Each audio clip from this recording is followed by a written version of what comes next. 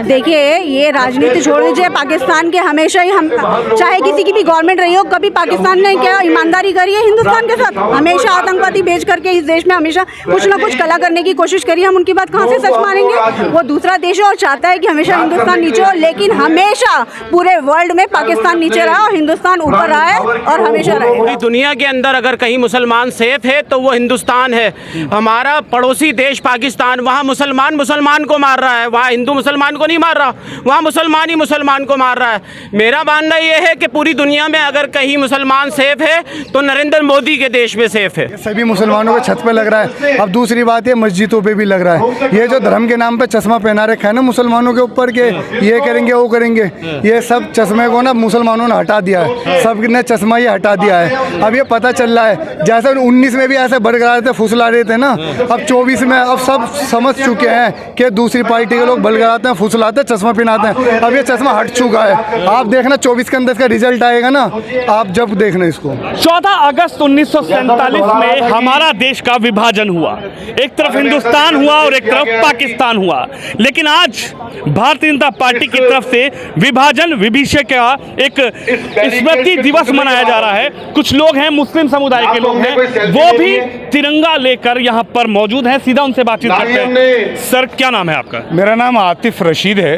आतिफ जी, कैसे देखते हैं आप विभाजन का वो वक्त, और जिस मुस्लिम को हिंदुस्तान अच्छा लगा उनके पुरखे वो मुस्लिम हिंदुस्तान में रुक गए, लेकिन जो हिंदू पाकिस्तान में रुका वहाँ पर उनकी लगातार पॉपुलेशन कम होती गई। इस पर आप क्या कहना चाहेंगे? देखिए, सरजमीन हिंदुस्तान को मेरे बुजुर्गों ने 1947 में अपनी मातृभूमि चुनी, और आज हमको इस बात का गर्व है, इस बात का फख्र है कि हमारे बुजुर्गों ने सरजमीन हिंदुस्तान को अपनी मातृभूमि चुना।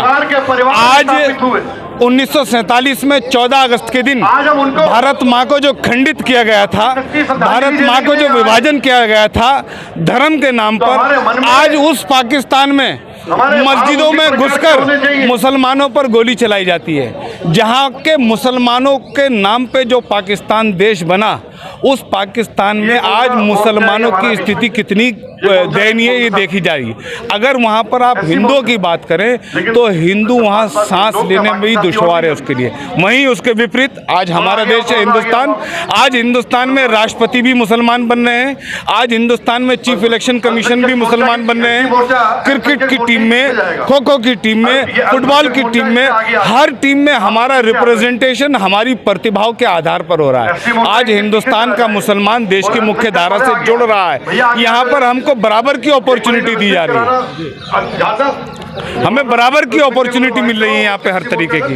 तो ये अगर आप इसको कंपैरिजन करें, मैं इसको विभाजन विभीषिका स्मृति दिवस, जिसमें करोड़ों लोगों की जानों और माल का नुकसान हुआ, इसके साथ साथ मैं ये कहता हूँ कि आज हर हिंदुस्तानी को अखंड भारत संकल्प दिवस भी मनाना चाहिए। इसको अखंड भारत संकल्प दिवस, अखंड भारत संकल्प दिवस भी मनाना चाहिए। कुछ और लोग मेरे साथ हैं, इनसे बातचीत करते हैं। आप क्या कहेंगे? कुछ लोग तो कह रहे हैं कि हिंदुस्तान में तो डर लगता है मुसलमानों को, हिंदुस्तान में तो मुसलमान डर के रह रहा है। पाकिस्तान के खुद लोगों का कहना है कि मुस्लिम सेफ नहीं है। हमारे ही लोग कह रहे हैं हिंदुस्तान में रहने वाले, चाहे बुखारी साहब हो, बुखारी साहब ये कह रहे हैं कि मुस्लिम डर के रह रहा है हिंदुस्तान में। देखिए, ऐसा है 1947 के अंदर, जब 1947 में हमारे यहाँ का मुसलमान था, वो यहाँ पे बाई चांस नहीं रुका है, वो यहाँ पे बाई चॉइस रुका है। हम लोगों की चॉइस थी, चूंकि हम लोगों के बुजुर्गों ने यहाँ पर कुर्बानियाँ दी हैं, हम लोगों के बुजुर्गों ने मिलकर यहाँ पर बराबर से लड़ाई लड़ी है। तो हमारा जो मुसलमान है वो यहाँ बाई चांस नहीं है कि यहाँ रुक गया हो, यहाँ बाई चॉइस है। तो जो बाई चॉइस होता है वो अपना मुल्क मानता है, अपने मुल्क में रहता है, और इस तरह का कोई डर और कोई भय नहीं है हम लोगों को। अगर पाकिस्तान की बात करें तो पाकिस्तान के अंदर जाके देखा जाए तो वहाँ की महंगाई, वहाँ की बेरोजगारी, वहाँ की परेशानी हमारे हिंदुस्तान से कहीं ज़्यादा है। हमारे हिंदुस्तान के अंदर यहाँ का हर मुसलमान सेफ भी है, हर मुसलमान यहाँ पे बाई चॉइस रुका हुआ है, बाई चांस नहीं रुका। बाई चॉइस मुस्लिम 1947 में जब विभाजन हुआ था यहाँ पर रुके थे। चाचा, क्या कहेंगे? आप तो भाजपा के साथ खड़े हैं, झंडा लेकर खड़े हैं, लेकिन कुछ लोग तो कह रहे हैं कि अब की बार तो मोदी नहीं आएगा, अब की बार तो मोदी गए। भारतीय जनता पार्टी जिंदाबाद, नरेंद्र मोदी जिंदाबाद। इस बार 404 लाएंगे। 404 404। अरे राहुल गांधी पहुंच गए हैं। भारतीय जनता पार्टी जिंदाबाद, नरेंद्र मोदी जिंदाबाद, सब कार्यकर्ता जितने भी हैं सब जिंदाबाद। कह रहे हैं मुस्लिमों को तो सबसे ज्यादा परेशान कर रखा है हिंदुस्तान में। कोई परेशान नहीं कर रखा है, कोई परेशान नहीं कर रखा है। ये सब अपनी राजनीति करते हैं, अपनी रोटियां सेकते हैं, ठीक है ना। उसमें जो है ना 404 लानी इस बार। 404 404। नरेंद्र ये मोदी तिरंगा जिंदाबाद। ये तिरंगा झंडा घर की छत पे भी लगाएंगे क्या? सबकी घर की छत पे लगा है, सब छतों पे लगा है। तो भारत माता की जय भी बोलते हैं। सबकी छतों पे लगा है, सबकी छतों पे लगा है झंडा। तो भारत माता की जय बोलते हैं आप? भारत माता की जिंदाबाद। क्या कहेंगे, भारत माता की जय बोलते हैं आप लोग? सर देखिए, जिस मुल्क के अंदर रहते हैं उस मुल्क की जय बोलना हमारा कुरान कहता है, हमारा मजहब कहता है, हमारे उलमाओं ने ये बोला है कि जिस मुल्क में आप रहोगे उस मुल्क के वफादार पहले बनो।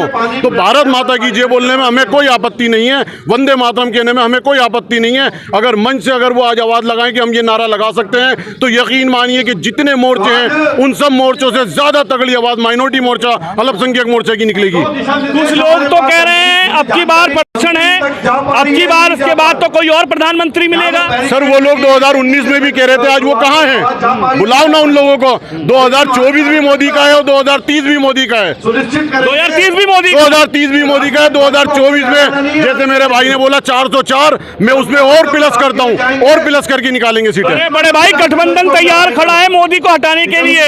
सर रामायण आपने सुनी होगी, कृष्ण के टाइम के अंदर भी एक गठबंधन हुआ था, वहां पर सिर्फ 2 लोग थे, उन 2 लोगों ने पूरी रामायण जीत ली थी। तो गठबंधन तो होते रहते हैं। 2019 में भी हुआ था गठबंधन, क्या कर लिया उन्होंने? इस बार उन्होंने 10 पार्टियां और जोड़ ली।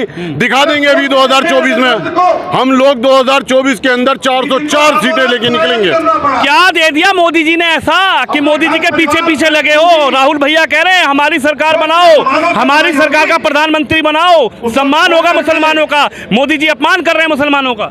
पूरी दुनिया के अंदर मेरी एक बात सुन लीजिए आप, मैं आपके चैनल के माध्यम से मैसेज देना चाहता हूँ। पूरी दुनिया के अंदर अगर कहीं मुसलमान सेफ है तो वो हिंदुस्तान है। हमारा पड़ोसी देश पाकिस्तान, वहाँ मुसलमान को मार रहा है, वहाँ हिंदू मुसलमान को नहीं मार रहा, वहाँ मुसलमान ही मुसलमान को मार रहा है।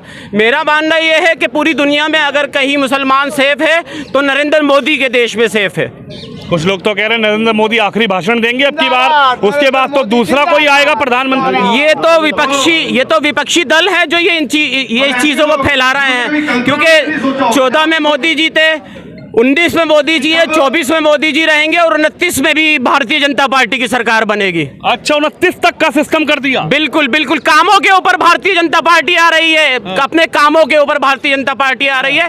140 करोड़ को लेकर नरेंद्र मोदी जी चल रहे हैं। मुसलमानों के लिए भी कर रहे हैं, देश के अंदर सिखों के लिए भी कर रहे हैं, ईसाइयों के लिए भी कर रहे हैं।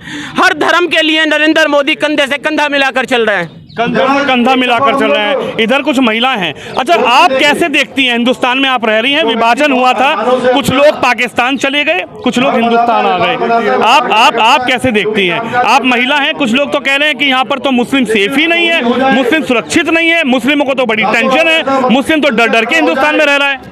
जो लोग ये कह रहे हैं शायद वो हिंदुस्तान में रहते नहीं और हिंदुस्तान को जानते नहीं। हम मोदी के राज में बहुत सुरक्षित हैं, हमारे बच्चे बहुत सुरक्षित हैं, हमें यहाँ पर हर तरीके की सुविधा और फैसिलिटीज़ मिल रही है, और मुसलमान महिला क्या, बच्चे क्या, बड़े क्या, हम लोग सब सुरक्षित हैं और हम अपने इस हिंदुस्तान में बहुत खुश हैं। और मोदी जी आज तक हैं, बहुत सारी सुविधाएँ मिली हैं और मोदी जी आगे भी रहने चाहिए। कुछ लोग कह रहे हैं अब की बार मोदी जी नहीं रहेंगे, अब की बार तो ये आखिरी भाषण है प्रधानमंत्री के रूप में, कोई और बनेगा प्रधानमंत्री। देखिए, जो लोग कह रहे हैं उनका मुझे नहीं पता, हम लोग जो चाहते हैं हम वो करेंगे। हम मोदी जी के साथ थे, हैं और आगे रहेंगे। आप क्या कहेंगे, कैसे देखते हैं आज झंडा उठाकर खड़े हैं, ये झंडा लगेगा भी छत पे?